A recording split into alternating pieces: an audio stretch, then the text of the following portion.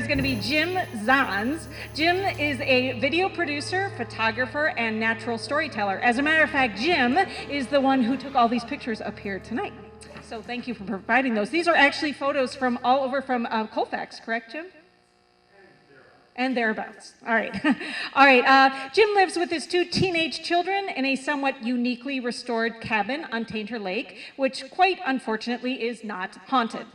His office is a 1921 railroad caboose parked on tracks in his backyard, which is a unique story all of its own. It is a great story, I will admit that. Ever since we heard Jim's story for tonight, we have been trying to find a venue for Jim to share it publicly, so you can thank or blame Jim for this tonight as well. Please welcome Jim Zahns.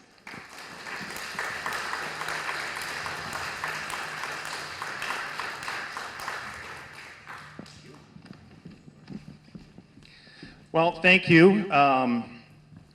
Unlike everybody else, I'm not going to tell a ghost story. Instead, I'm going to talk about the time that I took a ride with a serial killer in his car. Now, I didn't know he was a serial killer at the time. Otherwise, I probably would have driven separately. But I'm kind of getting ahead of myself. So, back in the early 80s, I used to work at a small radio station in Durand, Wisconsin, a little farm radio station.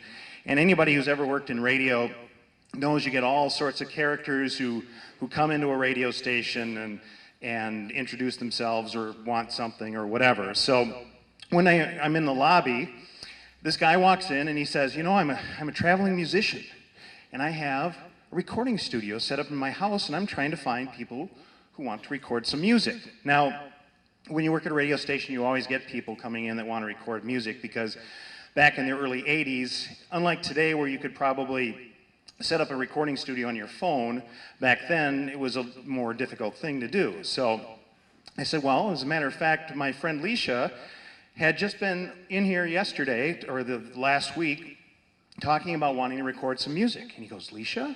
Does she work down at Durand Federal at the bank? I said, yeah. He goes, well, she's my teller. I've talked to her about music before. So we kind of set up some plans to actually go out to this guy's house and record some music. Now, he lives way out in the country, and Leisha kind of felt weird about going out there by herself, so she was going to ride out with her mom. And this guy said, well, house is hard to find. Why don't I go pick you up at your house in Eau Claire, and then I'll drive you out to where my place is. I said, all right, I guess I can do that. So Leisha and her mom drive out to my house in Eau Claire. This guy comes, picks me up, and we drive out to this little farmhouse in the town of Springbrook in rural Dunn County, and a little small place, and we walk inside, and sure enough, he's got this recording studio set up right in his living room, and, you know, I think there's probably about $10,000 worth of equipment there. It's pretty impressive. Now, like I said, he was like a traveling musician. Apparently, at one time, he had toured with the Commodores, either as a backup singer or a tech or a roadie. I know he wasn't a Commodore, but apparently he was on the road with them. So he actually had some tracks already laid down. Leisha and I put on some headphones. Her mom sits in a chair. He plays this music and sings some stuff. She sings some stuff. I join in. We have a nice 3-part harmony going on.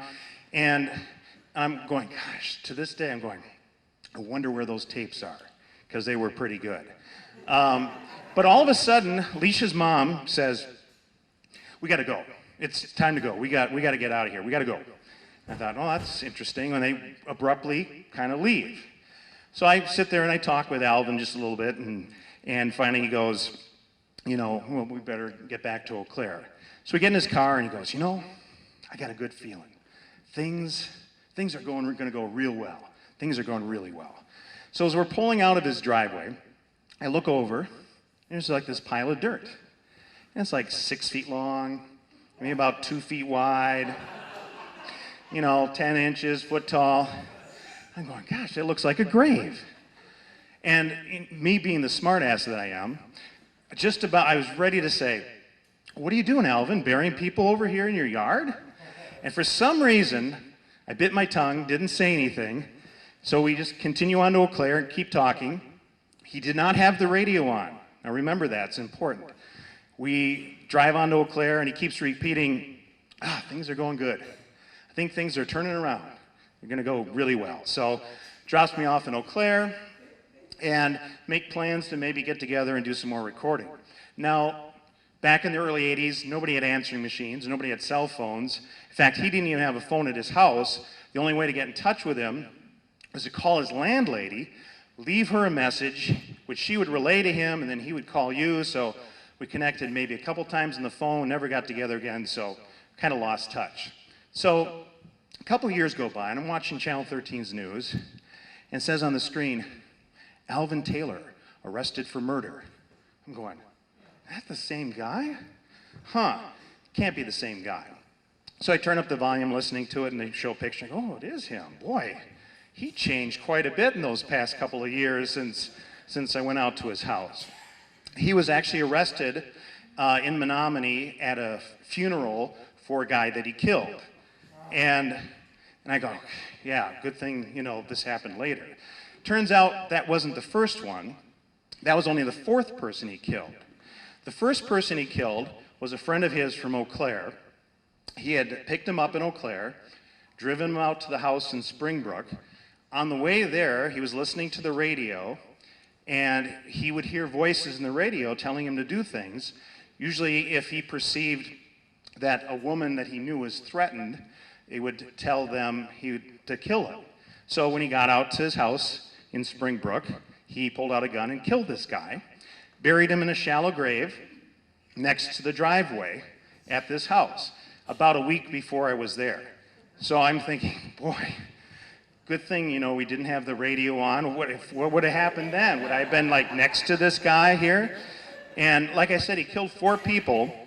One of them was outside of Milwaukee, and again, out in the car. I don't know what it was with him and cars, but he drove out somewhere, shot this guy in the head, left him in the car. Well, he wasn't quite dead yet. The guy came to, tried to drive himself to get help, crashed his car.